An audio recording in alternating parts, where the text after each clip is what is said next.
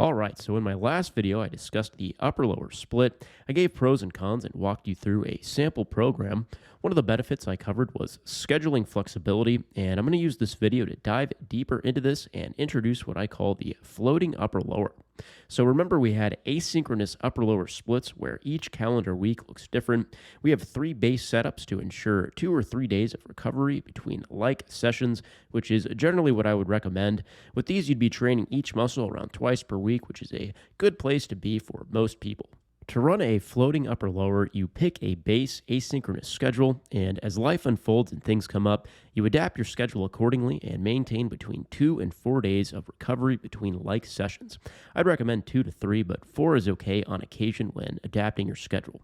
Now, I thought it would make sense to give you some examples of how this approach can work in practice, so I'm going to run through some scenarios using fictional characters that are in no way based on any real people. First up is Sulek. He is a college student who takes the gym very seriously.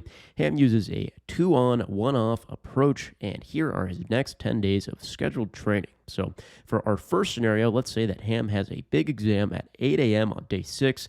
He procrastinates a bit and needs to spend all day 5 studying.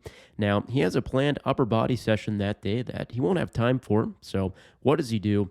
He doesn't train on day 5, and on day 6, he goes in and smashes his exam and hits that upper body session after that. To preserve the order of his stacked sessions, he rests on day 7 and continues with the 2-on, 1-off lower upper after that.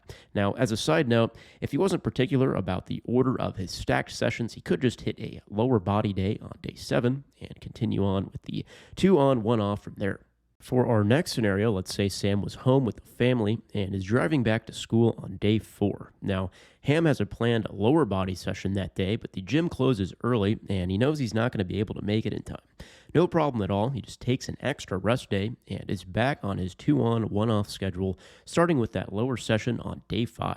Next up is Ike Van Tick. Ike is a prominent rapper up in Canada who prefers to train every other day.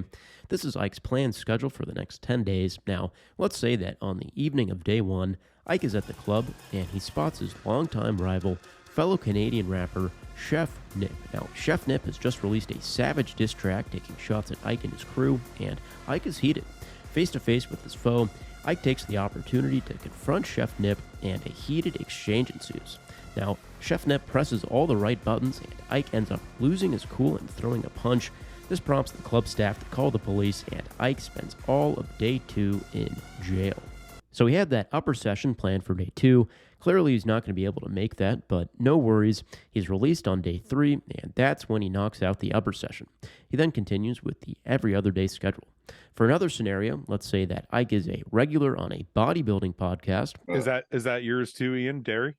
Yeah, I mean, it's going to make me shit my pants for sure, but I'll pay that price anytime for sure. And he knows he'll be making an appearance on the show the evening of day 10. Now, he has a planned upper session that day, and he normally trains in the evening.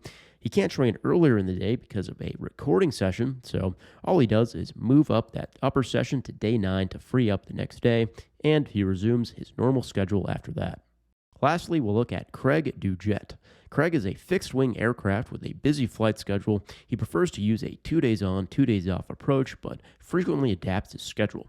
Let's say Craig has a transatlantic flight from Miami to Istanbul on day 5 with a return flight on day 7. What he's going to do is move that planned upper on day 5 to day 4 and take a rest day the day of the flight. He's actually able to find a decent gym in Istanbul and hits a lower session on day 6.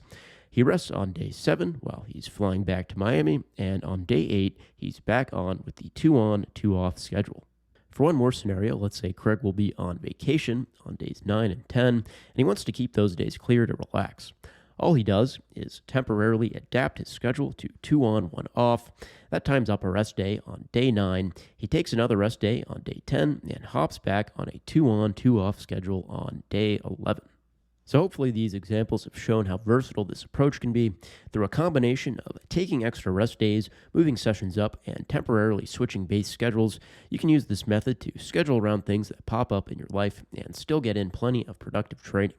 That's all I have. Feel free to check out my last video on the upper-lower split. If you have any questions, feel free to comment below or email me at zdspyt@gmail.com. Let me know about any topics you want me to cover in future videos. Check out my free training resources playlist. I have files you can use to plan out and track your training, keep a record of your PRs, and manage bulks and cuts. I also have a longer video in there that includes a couple of free programs inspired by my Most Jack Fullback series. Those programs come with tracking files and guidance on things like substitutions, intensity, volume, and progression. That is all. Have a good day.